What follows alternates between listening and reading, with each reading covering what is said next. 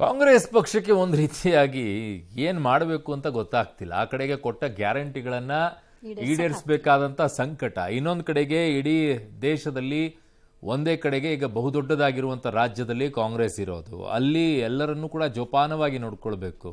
ಈ ಕಡೆಗೆ ಅವರದ್ದೇ ಆಗಿರುವಂಥ ಶಾಸಕರಿಂದ ಈ ರೀತಿಯಾಗಿ ಪೆಟ್ಟನ್ನು ತಿರಬೇಕು. ಚೆನ್ನಾಗಿದೆ ಇದು. ಮುಖ್ಯಮಂತ್ರಿ ಸಿದ್ದರಾಮಯ್ಯನವರಿಗೆ 2 ದಿನದಲ್ಲಿ 2 ಶಾಕ್, ಒಂಥರ ಮುಜುಗರ ಅಂತಿದ್ದಾರೆ. ಯಾಕೆ ಮುಜುಗರ ಆಗಬೇಕು? ಇರೋ ಸತ್ಯವನ್ನು ಅವ್ರು ಹೇಳಿದಾರಲ್ವಾ, ಸತ್ಯ ಕಹಿ ಯಾಕಾಗಬೇಕು?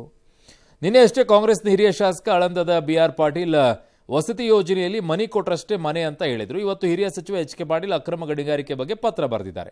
ಹೀಗಾಗಿ ಸಿದ್ದರಾಮಯ್ಯನವ್ರಿಗೆ ಒಂಥರ ಇರುಸುಮುರುಸು ಕಸಿವಿಸಿ ಅಂತಿದ್ದಾರೆ. ಯಾಕಾಗಬೇಕು? ಸತ್ಯ ಹೇಳೋರು ಪರವಾಗಿ ಅಲ್ವಾ ಸಿದ್ದರಾಮಯ್ಯನವರು ಯಾವಾಗಿರೋ ಇರೋದು? ನೀವು ಸತ್ಯದ ಪರವಾಗಿ ಇರಿ ಸರ್ ಸಿದ್ದರಾಮಯ್ಯನವರೇ. ಮೊದಲಿಗೆ ವಸತಿ ಸಚಿವಾಲಯದ ಕಥೆ ಏನು ಅಂತ ನೋಡ್ಬಿಡೋಣ. ನಿನ್ನೆ ನೋಡಿದ್ರಿ ನೀವು, ವಸತಿ ಸಚಿವಾಲಯದಲ್ಲಿ ಮನೆಗಾಗಿ ಗೋಲ್ಮಾಲ್ ಆಗ್ತಿರೋದು ನಿಜ, ಆ ಆಡಿಯೋ ನನ್ನದೇ ಅಂತ ಶಾಸಕರು ಇವತ್ತು ಒಪ್ಕೊಂಡು ಬಿಟ್ರು. BR ಪಾಟೀಲ್ ನಿನ್ನೆಯಿಂದ ಪ್ರಯತ್ನ ಪಟ್ಟಿದ್ದು ಸಿಕ್ಕಿರಲಿಲ್ಲ, ಇವತ್ತು ಸಿಕ್ಕಾಕೊಂಡ್ರು. CM ಕರೆದ್ರೆ ಎಲ್ಲವನ್ನ ಕೂಡ ಹೇಳ್ತೀನಿ, ಜಮೀರ್ ತನಿಖೆ ಮಾಡಿಸ್ಲಿ ಅಂತ ಒತ್ತಾಯಿಸಿದ್ದಾರೆ. ಆದರೆ BR ಪಾಟೀಲ್ ಆರೋಪವನ್ನು ಒಪ್ಪಲ್ಲ ಅಂತ DCM DK ಶಿವಕುಮಾರ್ ಹೇಳಿದರೆ, ಮಾಹಿತಿ ಇದ್ರೆ ಸರ್ಕಾರ ಕೊಡಲಿ ಅಂತ ಸಚಿವ ದಿನೇಶ್ ಗುಂಡೂರಾವ್ ಅವರು ಒತ್ತಾಯಿಸಿದ್ದಾರೆ. ಸರ್ಕಾರ ಯಾಕೆ ಕೊಡಬೇಕು? ಭ್ರಷ್ಟಾಚಾರ ಆದರೆ ಎಲ್ಲಿ ಕೊಡಬೇಕು ಅಲ್ಲೇ ಕೊಡಬೇಕು, ಸರ್ಕಾರ ಯಾಕೆ ಕೊಡಬೇಕು? ಆದರೆ ಭ್ರಷ್ಟಾಚಾರದ ಮೊಟ್ಟೆ ಇಟ್ಟು ಮರಿಗಳನ್ನು ಬೆಳೆಸಿದವರೇ ಕಾಂಗ್ರೆಸ್ಸಿಗಿರುವಂಥ ಪ್ರಹ್ಲಾದ್ ಜೋಶಿ ಅವರ ಟೀಕೆ. ಸ್ವತಂತ್ರ ನ್ಯಾಯಾಂಗ ತನಿಖೆಗೆ CT ರವಿ ಆಗ್ರಹ. ಮತ್ತೊಂದು ಕಡೆಗೆ ವಸತಿ ಇಲಾಖೆಯಲ್ಲಿ ಹಣ ಕೊಟ್ಟರೆ ಮನೆ ಸಿಗುತ್ತೆ ಅನ್ನೋ ವಿವಾದಕ್ಕೆ ವಿಜಯಪುರದ ನಾಗಠಾಣ ಶಾಸಕ ವಿಠಲ್ ಕಟಕದೊಂಡ ಹೆಸರು ಕೂಡ ತಳಕು ಹಾಕ್ಕೊಂಡಿದೆ. ಅವ್ರ MLA ಅವರ PA ವಿಠಲ್ ಬಗ್ಲಿ ಅನ್ನೋರು ಫಲಾನುಭವಿಯೊಬ್ಬರ ತಂದೆ ಜೊತೆಗೇನೋ ಮಾತನಾಡಿದ್ದಾರೆ. ಗ್ರಾಮ ಪಂಚಾಯತಿಯಿಂದ ಮನೆ ಸಿಗಲ್ಲ, ಅದಕ್ಕೆ MLA ಕೋಟಾದಲ್ಲಿ ಹಣ ಕೊಟ್ಟು ಮನೆ ತರ್ತಾ ಇರೋದಾಗಿ ಅವ್ರು ಮಾತನಾಡಿದ್ದಾರೆ ಆಡಿಯೋದಲ್ಲಿ.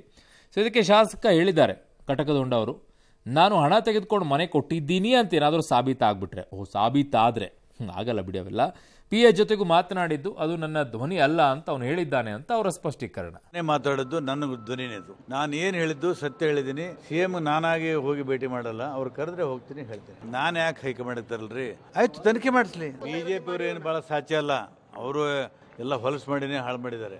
ನಾನು ಯಾವ ಕಾರಣಕ್ಕೂ ಒಪ್ಪುದಿಲ್ಲ. ಚೀಫ್ ಮಿನಿಸ್ಟರ್ ಗಮನಕ್ಕೆ ಅದಾಗಲೇ ಬಂದಿದೆ, ಅದಕ್ಕೆ ಏನು ಬೇಕು ಕ್ರಮ ತೆಗೆದು ಮಾಡ್ತೀವಿ. ಯಾವ ಸರ್ಕಾರದ ಮಂತ್ರಿಯ ಹಣಕ್ಕೆ ಎಲ್ಲಾಗ್ತದೆ, ಯಾವ ಉದ್ದೇಶದಿಂದ ಮಾತಾಡಿದಾರೋ ಅದು ಸರಿ ಇಲ್ಲ, ನಾನು ಖಂಡಿಸ್ತೀನಿ. ಯಾವ ಅರ್ಥದಲ್ಲಿ ನೀವು ಹೇಳಿದಿರೋ ಸರಿ ಇಲ್ಲ. ನಾನು ಚೀಫ್ ಮಿನಿಸ್ಟರ್ ಇಬ್ರು ಕೂಡ ನಾವು ಅವ್ರಿಗೆ ಹೇಳ್ತೀವಿ.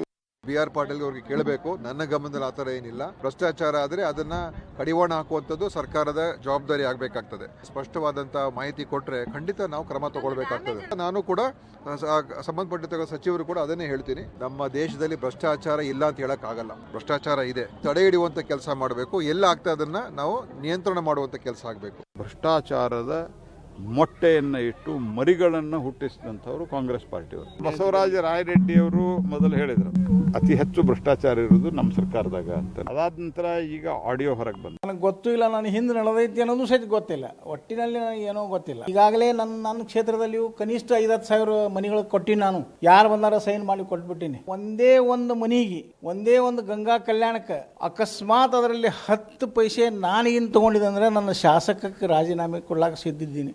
ನಿನ್ನೆವರೆಗೂ ಇದನ್ನ ಡೌಟ್ ಅಲ್ಲೇ ಇಡಬೇಕಾಗಿತ್ತು. BR ಪಾಟೀಲ್ ರದ್ದೇ ಹೌದಾ ಅನ್ನೋ ಹಿನ್ನೆಲೆ ಇವತ್ತು ಅವರು ಅದನ್ನು ಸ್ಪಷ್ಟಪಡಿಸಿದ್ದಾರೆ. ಕಾಂಗ್ರೆಸ್ನ ಪ್ರಕಟಿತ ನಿಲುವೇನಾರು ಈ ಹಿಂದೆ ಅವ್ರು ಹೇಳಿದ್ದು, ಗುತ್ತಿಗೆದಾರರು 40% ಆರೋಪ ಮಾಡಿದಾಗ ಹೇಳಿಕೆನೇ ದಾಖಲೆ ಅನ್ನೋ ರೀತಿಯಲ್ಲಿ ಕ್ಯಾಂಪೇನ್ ಮಾಡಿಬಿಟ್ರು. ಹೀಗಾಗಿದ್ರೆ ಈ ಮಾಹಿತಿ ಏನು ಕೊಟ್ಟಿದ್ದಾರೆ, ಹೇಳಿಕೆ ಏನು ಕೊಟ್ಟಿದ್ದಾರೆ, ಇದು ದಾಖಲೆ ಅಂತಾನೆ ಪರಿಗಣಿಸಬೇಕಲ್ವಾ? ಖಂಡಿತವಾಗ್ಲೂ ಪರಿಗಣಿಸಬೇಕು. ಆದರೆ ಈಗ ಉಪಮುಖ್ಯಮಂತ್ರಿಗಳು ಹೇಳ್ತಾ ಇರುವಂಥದ್ದೇನು, ನಾನು ತಳ್ಳಿ ಹಾಕ್ತೀನಿ ಆರೋಪವನ್ನು ಅಂತ ಹೇಳಿ, ನಾನು ಒಪ್ಕೊಳ್ಳೋದಿಲ್ಲ ಅಂತ ಹೇಳ್ತಾರೆ. No, wrong. ಮಾನ್ಯ ಉಪಮುಖ್ಯಮಂತ್ರಿಗಳು ಇವರು ರಾಂಗ್. ಯಾಕೆ ಅವತ್ತು 40% ಇದ್ದಾಗ ಪೋಸ್ಟರ್ಗಳನ್ನು ಅಂಟಿಸ್ಕೊಂಡು ಇಡೀ ಇದಕ್ಕೆಲ್ಲ ಓಡಾಡಿದ್ರಲ್ಲ, ಬರೀ ಗುತ್ತಿಗೆದಾರ ಬಂದು ಕೊಟ್ಟಿದ್ದಾಗ ಅದಕ್ಕೆ ಸಾಕ್ಷಿಗಳನ್ನ ಇಲ್ಲಿವರೆಗೂ ಕೊಡಲಿಲ್ಲ ನೀವು. ಅವ್ರು ಯಾರು ಅದಕ್ಕೆ ಇದ್ದಾರೆ ಅವ್ರನ್ನ ನೀವು ಶಿಕ್ಷೆಗೂ ಒಳಪಡಿಸ್ಲಿಲ್ಲ, ಕ್ರಮನೂ ತಗೊಳ್ಳಿಲ್ಲ. ಬಟ್ ಅದರ ಆಧಾರದ ಮೇಲೆ ಬಂದು ಕೂತ್ಕೊಂಡ್ರಿ. ಬಟ್ ಇವತ್ತು ಒಪ್ಕೊಳ್ಳಿಲ್ಲ ಅಂತಿದ್ದಾರೆ. ಸಚಿವರೇ ಇಲ್ಲಿ ಮಾಡಿದ್ದಾರೆ ಅನ್ನುವಂಥದ್ದನ್ನು BR ಪಾಟೀಲ್ ಅವ್ರು ಹೇಳ್ತಾ ಇಲ್ಲ. ಅವ್ರು ನೇರವಾಗಿ ಜಮೀರ್ ಅಹಮದ್ ಖಾನ್ ಮಾಡಿದ್ದಾರೆ ಅಂತ ಹೇಳ್ತಾ ಇಲ್ಲ. ಆಡಿಯೋದಲ್ಲಿ ಇದೆಯಾ? ಜಮೀರ್ ಅಹಮದ್ ಖಾನ್ ಅವರು ಹೇಳೇ ಇಲ್ಲ. ಅದಕ್ಕೆ ಯಾಕೆ ತಳ್ಳಿ ಹಾಕ್ತಾ ಇದ್ದೀರಾ? ಯಾಕೆ ಅದನ್ನು ಪಾಸಿಟಿವ್ ವೇಯಲ್ಲಿ ತಗೊಳ್ತಾ ಇಲ್ಲ? ಯಾಕೆ ಅದನ್ನ ಒಂದು ಸರ್ಕಾರ ತನ್ನ ಪಾಸಿಟಿವ್ ವೇಯಲ್ಲಿ ಒಂದು ಒಳ್ಳೆಯ ಹೆಸರನ್ನ ಮಾಡ್ಕೊಳ್ಳೋಕೆ ಯಾಕೆ ಬಳಸ್ಕೊಳ್ತಾ ಇಲ್ಲ? ನನ್ನ ವೇಯಲ್ಲಿ ಹೇಳ್ತಾ ಇದ್ದೀನಿ. ಸಚಿವರು ಆ ರೀತಿಯಾಗಿ ಮಾಡ್ತಾ ಇಲ್ಲ. ಕೆಳಗಡೆಗಿರುವಂತವ್ರು ಯಾರ್ಯಾರು ಮಾಡ್ತಾ ಇದ್ದಾರೆ ಅದು BR ಪಾಟೀಲ್ ಅವ್ರ ಗಮನಕ್ಕೆ ಬಂದ್ರೆ ಅದನ್ನ ನಮಗೆ ಹೇಳಿದ್ರೆ ನಾವು ತನಿಖೆಗೆ ಕೊಟ್ಟು ಅದನ್ನ ಯಾರ್ಯಾರಿದಾರ ಒಳಗಡೆ ಹಾಕ್ತೀವಿ. ಈ ವಿಷಯದಲ್ಲಿ ಅವ್ರ ಶಾಸಕರನ್ನೇ ಅವ್ರು ನಂಬಲ್ವಾ? ಹಂಗೆ ಆಗಿದೆ ಈಗ. ಹಾಗೆ ಆಗಿದೆ. ಅವರ ಶಾಸಕರನ್ನೇ ನಂಬೋದೇನೆ ನಾನು ತಳ್ಳಿ ಹಾಕ್ತೀನಿ ಅನ್ನುವ ಮನಸ್ಥಿತಿಗೆ ನೀವು ಹೋಗ್ತಾ ಇದ್ದೀರಾ ಅಂತಂದರೆ ಏನೋ ಹುಳುಕಿದೆ ಅಂತ ಅರ್ಥ ಆಗುತ್ತೆ. ಅನುಮಾನಗಳು ಬರೋದು ಸಚಿವರ ಬಗ್ಗೆ ಬರೋಕ್ಕೆ ಶುರುವಾಗುತ್ತೆ. Take it as A positive, ಒಂದು ಒಳ್ಳೆ ವೇಯಲ್ಲಿ ತಗೊಳ್ಳಿ. ಹೌದು, ವಸತಿಗಳಿಗೆ ಕೊಡೋಕ್ಕೋಸ್ಕರ ಕಾಸು ಯಾರಿಸ್ಕೊಳ್ತಾ ಇದ್ದಾರೆ, ಅದು ಸಚಿವರ ಗಮನಕ್ಕೆ ಬಂದಿಲ್ಲ ಅನ್ನೋದಾದರೆ ಯಾರು ಕೆಳಗಡೆಗಿರುವಂಥವ್ರು ತಗೊಳ್ತಾ ಇದ್ದಾರೆ, ಬಡವರ ಪರವಾಗಿ ಅಲ್ವಾ? ನೀವು ಗ್ಯಾರಂಟಿಗಳನ್ನು ತಂದಿದ್ದು ಬಡವರ ಪರವಾಗಿ ಅಲ್ವಾ? ಅದೇ ಬಡವರಿಗೋಸ್ಕರ ಪಾಪ ಕಾಸು ಕೊಟ್ಕೊಂಡು ಮನೆ ತಗೊಳ್ಳುವಂಥ ಪರಿಸ್ಥಿತಿ ಯಾಕೆ ಅವರಿಗೆ? ಮನೆ ಕಟ್ಕೊಳ್ಳೋಕೆ ಆಗದಿದ್ದಕ್ಕೆ ನೀವು ಆಸರೆ ಮನೆ ಕೊಡ್ತಾ ಇರುತ್ತಾನೆ. ನಿಮ್ಮ ಯೋಜನೆಗಳೆಲ್ಲ ಸಾಲು ಸಾಲು ಪಟ್ಟಿಗಳಲ್ಲಿ 8 10 ಅಂತ ಸಾಲಾಗಿದ್ದಾವೆ. ಪಾಪ ಕೊಡ್ಬೇಕು ತಾನೆ, ನೀವು ಬಡವರ ಪರವಾಗಿದ್ದೀರಲ್ವಾ? ಸಚಿವರು ಮಾಡಿಲ್ಲ. ಜಮೀರ್ ಅಹಮದ್ ಅವ್ರ ಕಾರಣ ಆಚೆ ಇಡೋಣ, ಅವರನ್ನ ಬಿಟ್ಟು ಇನ್ನುಳಿದಂಥವ್ರು ಯಾರ್ಯಾರು ಇದರಲ್ಲಿ ವಸೂಲಿ ಮಾಡ್ಕೊಂಡು ಮನೆಗಳನ್ನ ಕೊಡ್ತಾ ಇದ್ದಾರಲ್ಲ, ಅದ್ರ ಬಗ್ಗೆ ನಾನು ತನಿಖೆ ಮಾಡಿಸ್ಬಿಟ್ಟು ಅವ್ರನ್ನ ಒಳಗಡೆಗೆ ಹಾಕ್ತೀನಿ ಅಂತ ಅನ್ಬೇಕು, ಇಲ್ಲ ಪೂರ್ತಿಯಾಗಿ ನಾನು ತಳ್ಳಿ ಹಾಕ್ಬಿಡ್ತೀನಿ, ನಾವು ಮಾತಾಡ್ತೀವಿ ಅಂತ. ಏನದ್ರ ಅರ್ಥ? ಅಂದ್ರೆ ಅವ್ರನ್ನೆಲ್ಲ ಅಲ್ಲೆಲ್ಲಲ್ಲಿ ಸೆಟಲ್ಮೆಂಟ್ ಮಾಡಬೇಕು ಅಂತನಾ? ಪ್ರೊಟೆಕ್ಟ್ ಮಾಡ್ತಿದ್ದಾರೆ ಹಾಗೆ ಅನಿಸುತ್ತೆ. ನೀವೆಲ್ಲರೂ ಸೇರ್ಕೊಂಡು ಪ್ರೊಟೆಕ್ಟ್ ಮಾಡ್ತಾ ಇರೋ ರೀತಿಯಲ್ಲಿ ಕಾಣಿಸ್ತಾ ಇದೆ. ಅದ್ಯಾಕೆ ಸರ್ಕಾರದ ಗಮನಕ್ಕೆ ಯಾಕೆ? ಒಬ್ಬ ಶಾಸಕರು ಕಂಪ್ಲೇಂಟ್ ಕೊಡೋಕ್ಕೇನಾಗಿದೆ? ನಾನು BR ಪಾಟೀಲ್ ಅವ್ರಿಗೂ ಕೇಳ್ತೀನಿ, ನಿಮಗೆ ಭ್ರಷ್ಟಾಚಾರದಲ್ಲಿ ಅನುಮಾನ ಬರ್ತಾ ಇದೆ ಅನ್ನೋದಾದರೆ ಲೋಕಾಯುಕ್ತ ಇದೆ, ಹೋಗಿ ಕೊಡಿ, ತನಿಖೆ ಮಾಡಿಸಿ, ಕಂಪ್ಲೇಂಟ್ ಕೊಡಿ, ಇಂಥದ್ದು ತನಿಖೆಗೆ ಶಿಫಾರಸನ್ನ ಮಾಡ್ಕೊಳ್ಳಿ. ಮಾತೆತ್ರ ಯಾವುದೇ ಪ್ರಕರಣ ಬಂದರೂ ಇದನ್ನ ಮಾಡ್ತೀನಿ, ಕಮಿಟಿ ಮಾಡ್ತೀನಿ, ಈ ತನಿಖೆ ಮಾಡಿಸ್ತೀನಿ ಅಂತಾರೆ. ಈ ವಿಷಯದಲ್ಲೂ ಮಾಡ್ಬೇಕಲ್ವಾ? ಆಮೇಲೆ ಇನ್ನೊಂದು ಮಜಾ, ಈ ಹಿಂದೆ 40% ಆರೋಪ ಬಂದಾಗ ಬಿಜೆಪಿನೂ ಏನೂ ಅದಕ್ಕೆ ರಿಯಾಕ್ಟ್ ಮಾಡಲಿಲ್ಲ, ಹಾಗಾಗಿ ಆರೋಪ ನಿಜ ಅನ್ನೋ ರೀತಿ ಇತ್ತು. ಈಗಲೂ ನೋಡಿ, ಇಂಥದ್ದೊಂದು ಅವಕಾಶಗಳು ಸಿಕ್ಕಾಗ ಅವ್ರು ರಿಯಾಕ್ಟ್ ಮಾಡ್ತಿರೋ ರೀತಿ ನೋಡಿ.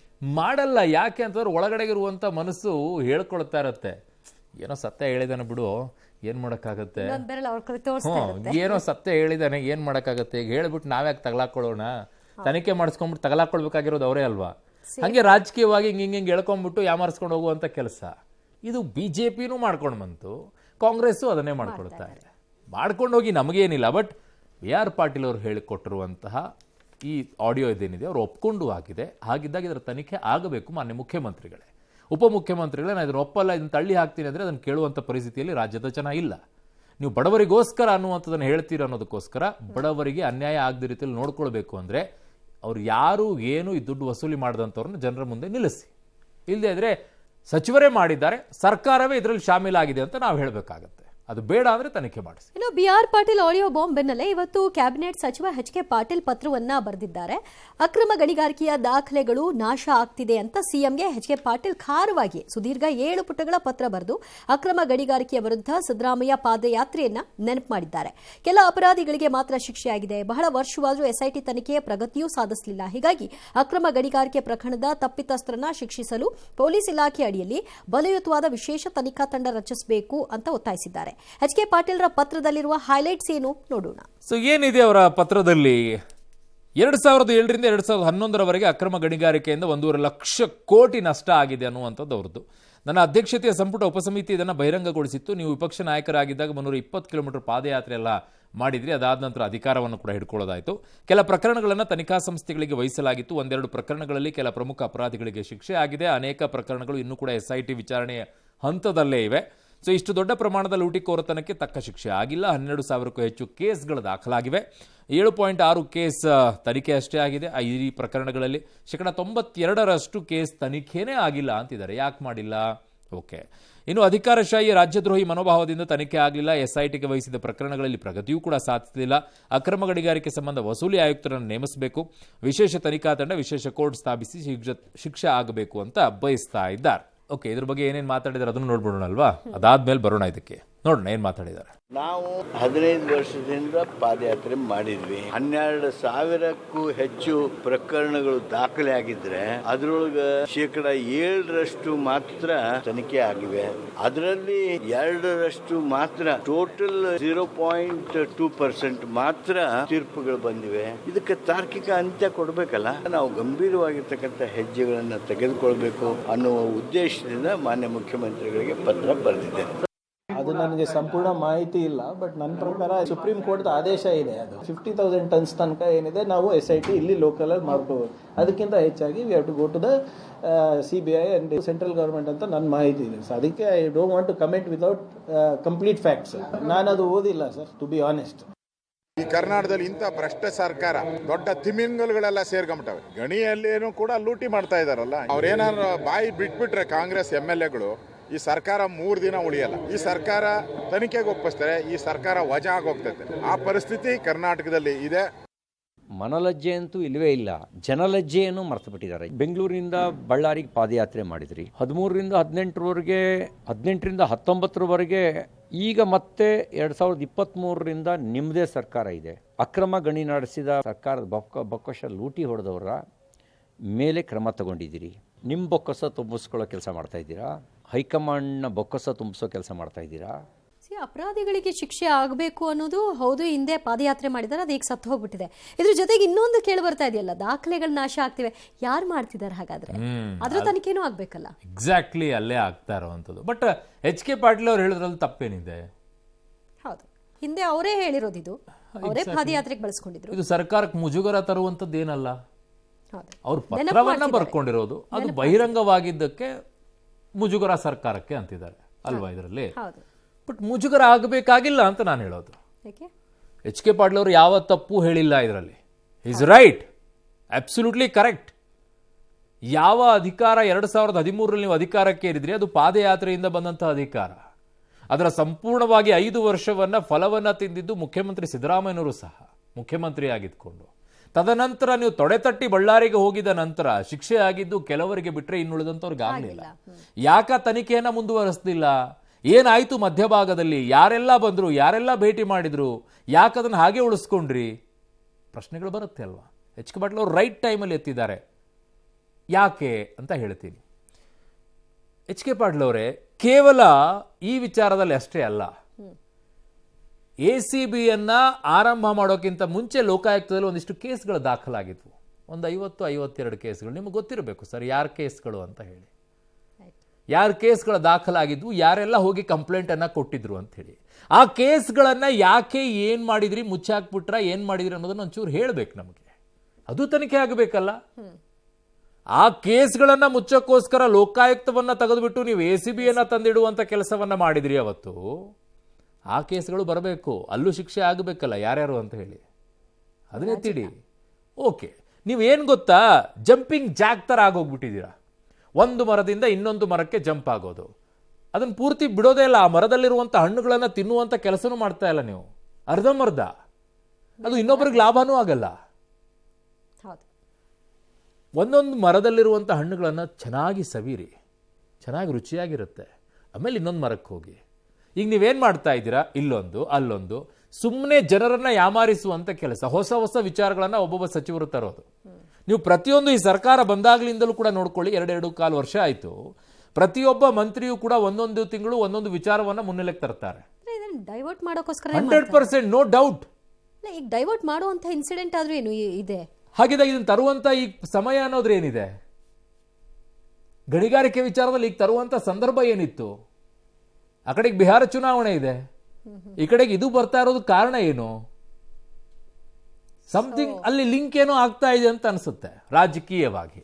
ಮೇಲ್ನೋಟಕ್ಕೆ ಹೇಳ್ತಾ ಇರೋದು ನಾವೇನೋ ಮಾಡ್ತಾ ಇದ್ದೀವಿ, ನಾವು ಸತ್ಯ ಹರಿಶ್ಚಂದ್ರರು, ಅವರಿಗೆಲ್ಲ ಶಿಕ್ಷೆ ಆಗಬೇಕು, ಅದನ್ನು ತಪ್ಪಿಸ್ನಿಲ್ಲ ಆಗಿದೆ, ಅವೆಲ್ಲ ತನಿಖೆ ಆಗಬೇಕು. ಏನು ಅದು ಒಂದು ಅವಧಿ ಕಳೆದು ಮತ್ತೊಂದು ಅವಧಿಗೆ ಬಂದಾಗ ಈಗ ಸಡನ್ ಆಗಿ ಇದರ ಜ್ಞಾನೋದಯ ಆಗಿದ್ದೇನು? ಆಯ್ತು, ನಿಮಗೆ ಜ್ಞಾನೋದಯ ಆಯ್ತು ಅನ್ನೋದಾದ್ರೆ 40% ವಿಚಾರದಲ್ಲಿ ಎಷ್ಟು ತನಿಖೆಯನ್ನ ಮಾಡಿ ಮುಗಿಸಿದ್ರಿ? ಅದನ್ನ ಅಲ್ಲಿಗೆ ಬಿಟ್ಬಿಡ್ರಿ. ಕೊರೋನಾ ಟೈಮದ್ದು ಏನಾಯ್ತು, ಅದು ಅಲ್ಲಿಗೆ ಬಿಟ್ರಿ. ಅಲ್ಲಲ್ಲಿ ಚರ್ಚೆ ಆಗೋದಷ್ಟೇ. ಅದೇ ಹೊಸ ಹೊಸ ವಿಚಾರಗಳನ್ನ ತರೋದು, ಆ ಸಂದರ್ಭವನ್ನ ತಳ್ಕೊಳ್ತಾ ಹೋಗೋದು, ಹೇಗಾದ್ರೂ ಮಾಡಿ ಈ ಕಾಲಹರಣವನ್ನ ಮಾಡ್ಕೊಂಡು ಮುಂದೆ ಹೋಗ್ತಾ ಇರೋದು. ಯಾಕೆ ಅಂತಂದ್ರೆ ಗ್ಯಾರಂಟಿ ವಿಚಾರದಲ್ಲಿ ಅಲ್ಲಿ ಇಲ್ಲಿ ಸರ್ಕಾರದ ಬಗ್ಗೆ ಏನು ಕಂಪ್ಲೇಂಟ್ಗಳು ಬರಬಾರ್ದು. ಅದನ್ನ ಹಾಗೂ ಹೀಗೂ ಮ್ಯಾನೇಜ್ ಮಾಡ್ಕೊಂಡು ಹೋಗ್ತಾ ಇರಬೇಕು. ಉಳಿದವರೆಲ್ಲ ತೆರೆಯ ಹಿಂದೆ ಏನೇನು ಕೆಲಸಗಳನ್ನ ಮಾಡ್ಕೊಳ್ಬೇಕು ಆ ಎಲ್ಲ ಕೆಲಸಗಳನ್ನ ಅವ್ರು ಮಾಡ್ಕೊಳ್ತಾ ಇರಬೇಕು. ಜನರನ್ನ ಬೇರೆ ಕಡೆಗೆ ಡೈವರ್ಟ್ ಮಾಡ್ಕೊಂಡು ಇಟ್ಕೊಳ್ಬೇಕು. ಚೆನ್ನಾಗಿದೆ, ವೆರಿ ಇಂಟ್ರೆಸ್ಟಿಂಗ್. ಹೋಗ್ತಾ ಇರಿ, ಹೀಗೆ ಮುಂದುವರಿಸ್ತಾ ಇರಿ. ಒಳ್ಳೆಯದಾಗಲಿ, all the best. Israel Iran ನಡುವಿನ ಯುದ್ಧ 9ನೇ ದಿನವೂ ಕೂಡ ಮುಂದುವರೆದಿದೆ. ಇಂದು ಮುಂಜಾನೆ ಇರಾನ್ನ ಪರಮಾಣು ಕೇಂದ್ರದ ಮೇಲೆ ಇಸ್ರೇಲ್ ದಾಳಿ ನಡೆಸಿತು. ಇರಾನ್ನ ಮಾನವರಹಿತ ಡ್ರೋನ್ ವಿಭಾಗದ ಕಮಾಂಡರ್ ಅಮೀನ್ ಶಸ್ತ್ರಾಸ್ತ್ರ ವಿಭಾಗದ ಕಮಾಂಡರ್ ಬೆಹನಮ್ ಶಹರಿಯಾರಿಯನ್ನ ಇಸ್ರೇಲ್ ಸೇನೆ ಹತ್ಯೆ ಮಾಡಿದೆ. ಇರಾನ್ನ ಹಾರಿಸ್ತಾ ಇರುವಂತಹ ಕ್ಷಿಪಣಿಗಳು ಇಸ್ರೇಲ್ನ ವಸತಿ ಪ್ರದೇಶಗಳನ್ನ ಬೀಳ್ತಾ ಇವೆ. ಮಧ್ಯಸ್ಥಿಕೆ ವಹಿಸುವುದಾಗಿ ರಷ್ಯಾ ಅಧ್ಯಕ್ಷ ವ್ಲಾದಿಮಿರ್ ಪುಟಿನ್ ಹೇಳಿದ್ದು ಎರಡು ದೇಶಗಳ ನಾಯಕರು ಸಂಪರ್ಕದಲ್ಲಿದ್ದಾರೆ. ಇನ್ನು ಗಾಜಾ ಮತ್ತು ಇರಾನ್ನಲ್ಲಿ ಇಸ್ರೇಲ್ ನಡೆಸಿದ ದಾಳಿ ಬಗ್ಗೆ ಭಾರತ ಮೌನವನ್ನ ವಹಿಸಿರುವುದು ಕಾಂಗ್ರೆಸ್ ನಾಯಕಿ ಸೋನಿಯಾ ಗಾಂಧಿ ಅವರ ಪ್ರಶ್ನೆಗೆ ಕಾರಣವಾಗಿದೆ. ಇದು ಕೇವಲ ಧ್ವನಿಯ ನಷ್ಟವಲ್ಲ, ಮೌಲ್ಯಗಳ ಶರಣಾಗತಿ ಎಂದಿದ್ದಾರೆ. ಭಾರತ ಧ್ವನಿ ಎತ್ತಲು ಇನ್ನೂ ತಡವಾಗಿಲ್ಲ. ಮೋದಿ ಸರ್ಕಾರವು ಭಾರತದ ದೀರ್ಘಕಾಲೀನ ಬದ್ಧತೆಯನ್ನ ಕೈಬಿಟ್ಟಿದೆ ಅಂತ ಆರೋಪಿಸಿದ್ದಾರೆ. ಪಶ್ಚಿಮ ಏಷ್ಯಾದಲ್ಲಿ ಉದ್ವಿಗ್ನತೆಯನ್ನ ಶಮನಗೊಳಿಸಲು ಮತ್ತು ಸಂವಾದಕ್ಕೆ ಮರಳಲು ಉತ್ತೇಜಿಸಲು ಲಭ್ಯವಿರುವ ಪ್ರತಿಯೊಂದು ರಾಜತಾಂತ್ರಿಕ ಮಾರ್ಗವನ್ನ ಬಳಸಬೇಕು ಅಂತ ಒತ್ತಾಯಿಸಿದ್ದಾರೆ. ಅಲ್ಲದೆ ಪಶ್ಚಿಮ ಏಷ್ಯಾದಲ್ಲಿ ಟ್ರಂಪ್ ವಿನಾಶಕಾರಿ ಮಾರ್ಗ ಅನುಸರಿಸ್ತಾ ಇದ್ದಾರೆ ಅಂತ ಟೀಕಿಸಿದ್ದಾರೆ. ಇನ್ನು ಇರಾನ್ ಇಸ್ರೇಲ್ ಸಂಘರ್ಷದಲ್ಲಿ ಇರಾನ್ಗೆ ಬೆಂಬಲಿಸಬೇಕು ಅಂತ ಕಾಂಗ್ರೆಸ್ ಆಗ್ರಹವಾಗಿದೆ. ಸಿಎಂ ಸಿದ್ದರಾಮಯ್ಯ ಕೂಡ ಸೋನಿಯಾ ಗಾಂಧಿ ಲೇಖನ ಟ್ವೀಟ್ ಮಾಡಿ ಇರಾನ್ ಸಂಕಷ್ಟದಲ್ಲಿದೆ, ಇರಾನ್ಗೆ ಬೆಂಬಲ ಘೋಷಿಸುವಂತೆ ಒತ್ತಾಯಿಸಿದ್ದಾರೆ. ಈ ಮಧ್ಯೆ ಇರಾನ್ನಿಂದ 290 ಭಾರತೀಯರು ಸುರಕ್ಷಿತವಾಗಿ ತಾಯ್ನಾಡಿಗೆ ಬಂದಿದ್ದಾರೆ. ಇದರಲ್ಲಿ ಕರ್ನಾಟಕದ 16 ಮಂದಿ ಬೆಂಗಳೂರಿನ ಏರ್ಪೋರ್ಟ್ಗೆ ಬಂದಿಳಿದ್ರು. ಒಂದು ಸ್ಟ್ಯಾಂಡ್ ನನಗಂತೂ ಕಾಂಗ್ರೆಸ್ ಅರ್ಥ ಆಗ್ತಿಲ್ಲ ದಿವ್ಯಾ. ಇದರಲ್ಲಿ ಭಾರತ ಮತ್ತು ಪಾಕಿಸ್ತಾನ ನಡುವೆ ಆ ಸಂಘರ್ಷ ನಡಿಬೇಕಾದ್ರೆ ಸ್ಟ್ಯಾಂಡ್ ಏನಿತ್ತು ಇವರದ್ದು? ಸಿದ್ದರಾಮಯ್ಯ ಅವರು ಏನ್ ಹೇಳಿದ್ರು? ಹೌದು, ಈ ದೇಶದ ಪರವಾಗಿ ನಾವು ಇರ್ತೀವಿ, ಯುದ್ಧ ಬೇಡ, ಯುದ್ಧ ಮಾಡಬಾರದು, ಅನಿವಾರ್ಯ ಇಲ್ಲ ಅಂತ. ಈಗ ಯಾಕೆ ಇರಾನ್ ಪರವಾಗಿ ನಿಂತ್ಕೋಬೇಕು ಅಂತ ಹೇಳ್ತಾ ಇದ್ದೀರಾ? ಅಲ್ಲಿ ಯುದ್ಧ ಬೇಕಾ? ಆಮೇಲೆ ಅವರಿಗೆ ಬೆಂಬಲಿಸುವಂತ ಅಗತ್ಯತೆ ಏನು? ಬೆಂಬಲಿಸೋದು ಬಿಡೋದು ನನಗೆ. ಆಮೇಲೆ ಯುದ್ಧದ ಪರವಾಗಿ ಇದ್ದೀರಾ ನೀವು? ಭಾರತ ಪಾಕಿಸ್ತಾನದ ಸಂದರ್ಭದಲ್ಲಿ ಯುದ್ಧದಲ್ಲಿ ನೀವು ಯುದ್ಧ ಬೇಡ, ಹಂಗೆಲ್ಲ ಆಗಬಾರದು ಅನ್ನುವಂಥದ್ದನ್ನು ಹೇಳ್ತೀರಾ. ಆದರೆ ಇಸ್ರೇಲ್ ಮತ್ತು ಇರಾನ್ ನಡುವೆ ಯುದ್ಧ ನಡೀತಾ ಇರುವಂಥ ಸಂದರ್ಭದಲ್ಲಿ ನೀವು ಇರಾನ್ ಪರವಾಗಿ ನಿಂತ್ಕೊಳ್ಳಿ ಅಂತೀರಾ. ಅಲ್ಲಿ ಯುದ್ಧ ಬೇಕು ಅನ್ನೋ ರೀತಿಯಲ್ಲಿ ಮನಸ್ಥಿತಿಯನ್ನು ತೋರಿಸ್ತಾ ಇದ್ದೀರಾ. ನಿಮ್ಮ ಸ್ಟ್ಯಾಂಡ್ ಹೇಗೆ ಅಂತಂದ್ರೆ, ಇಸ್ರೇಲ್ ಮತ್ತು ಹಮಾಸ್ ನಡುವೆ ನಡೀತಾ ಇದ್ದಂಥ ಯುದ್ಧದ ಸಂದರ್ಭದಲ್ಲಿ ಹಮಾಸ್ ಪರವಾಗಿ ನಿಂತ್ಕೊಳ್ತೀರಾ. ಅಲ್ಲಿ ಪಾಪ ಅವ್ರಿಗೇನೋ ಆಗ್ತಾ ಇದೆ ಅಂತ. ಹಮಾಸ್ನಲ್ಲಿ ಇರೋರು ಯಾರು? ಜನಕ್ಕೆ ಅರ್ಥ ಆಗ್ಬೋದು. ತದನಂತರ ಇಸ್ರೇಲ್ ಮತ್ತು ಇರಾನ್ ನಡುವೆ ನಡೀತಾ ಇರುವಂಥ ಯುದ್ಧದಲ್ಲಿ ಇರಾನ್ ಪರವಾಗಿ ನಿಂತ್ಕೊಳ್ತೀರಾ. ಇರಾನ್ನಲ್ಲಿರುವಂಥವ್ರು ಯಾರು? ಜನರಿಗೆ ಅರ್ಥ ಆಗುತ್ತೆ ಅನ್ಕೊಳ್ತೀನಿ. ಭಾರತ ಮತ್ತು ಪಾಕಿಸ್ತಾನದ ನಡುವೆ ಯುದ್ಧ ನಡೆಯುವಂಥ ಸಂದರ್ಭ ಬಂದಾಗ ತಟಸ್ಥವಾಗಿ ನಿಂತ್ಕೊಳ್ತೀರಾ. ಯಾಕಂತಾರೆ ಇಲ್ಲಿ ಇದೇ ದೇಶದಲ್ಲಿ ಇರೋದ್ರಿಂದ, ಇಲ್ಲಿ ಬೇರೆ ದೇಶ ಆಗಿದ್ದಿದ್ರೆ ಇದನ್ನು ಹೇಳ್ತಾ ಇದ್ರೇನೋ, ಯಾರ ಪರವಾಗಿ ನಿಂತ್ಕೊಳ್ತಾ ಇದ್ರಿ ಅಂತೇಳಿ. ನಂಗೆ ಯಾಕೋ ಡೌಟ್ ಬರುತ್ತೆ ಒಂದೊಂದ್ಸಲ, ನೀವು ಯಾವ ಸ್ಟ್ಯಾಂಡ್ ತೆಗೆದುಕೊಳ್ತೀರಾ, ಯಾಕೆ ತೆಗೆದುಕೊಳ್ತೀರಾ ಅಂತ ಹೇಳಿ. ಸೀರಿಯಸ್ ಆಗಿ ಸಮಸ್ಯೆ ಇದೆ. ತಟಸ್ಥವಾಗಿ ನಿಂತ್ಕೊಳ್ಬೇಕಾಗಿದೆ. ದೇಶದ ವಿಚಾರದಲ್ಲಿ ನೋಡೋದಾದರೆ ಆರ್ಥಿಕ ದೃಷ್ಟಿಕೋನ ಏನಿದೆ, ಅದರ ದೃಷ್ಟಿಕೋನದಲ್ಲಿ ಲಾಭ ಎರಡೂ ದೇಶಗಳಿಂದಲೂ ಕೂಡ ಇದೆ, ನಮ್ಮಿಂದಲೂ ಅವರಿಗಿದೆ, ಅವರಿಂದನೂ ನಮಗಿದೆ. ಈ ಸಂದರ್ಭದಲ್ಲಿ ತಟಸ್ಥವಾಗಿ ಬ್ಯಾಲೆನ್ಸ್ ಮಾಡ್ಕೊಂಡು ಹೋಗಬೇಕು ಅಂತ ಹೇಳ್ಬೇಕಾ, ಅಥವಾ ಇರಾನಿಗೆ ಸಪೋರ್ಟ್ ಮಾಡಬೇಕು ಅಂತ ಹೇಳ್ಬೇಕಾ? ಯೋಚನೆ ಮಾಡಿ ಮಾತನಾಡ್ತೀರಾ ಅಥವಾ ಯೋಚನೆ ಮಾಡದೇನೆ ಮಾತನಾಡ್ತೀರಾ? ನಂಗೆ ಗೊತ್ತಾಗಲ್ಲಪ್ಪ. ನೀವೆಲ್ಲ ದೊಡ್ಡವರಲ್ವಾ, ದೊಡ್ಡ ಲೆವೆಲಲ್ಲೆಲ್ಲ ನಿಮಗೆ ಲಿಂಕ್ ಇರುವಂಥದ್ದು. ಅಲ್ಲಲ್ಲಿ ಹೋಗಿ ಯಾರ್ಯಾರನ್ನೋ ಮೀಟ್ ಆಗಿಬಿಟ್ಟು ಎಲ್ಲೆಲ್ಲೋ ಏನೇನೋ ಮಾತಾಡ್ಕೊಂಡು ಬಂದಿರ್ತೀರ ಸಂವಾದಗಳನ್ನೆಲ್ಲ. ಸೊ ಏನು ಮಾಡೋಕ್ಕಾಗಲ್ಲ, ಇರಲಿ.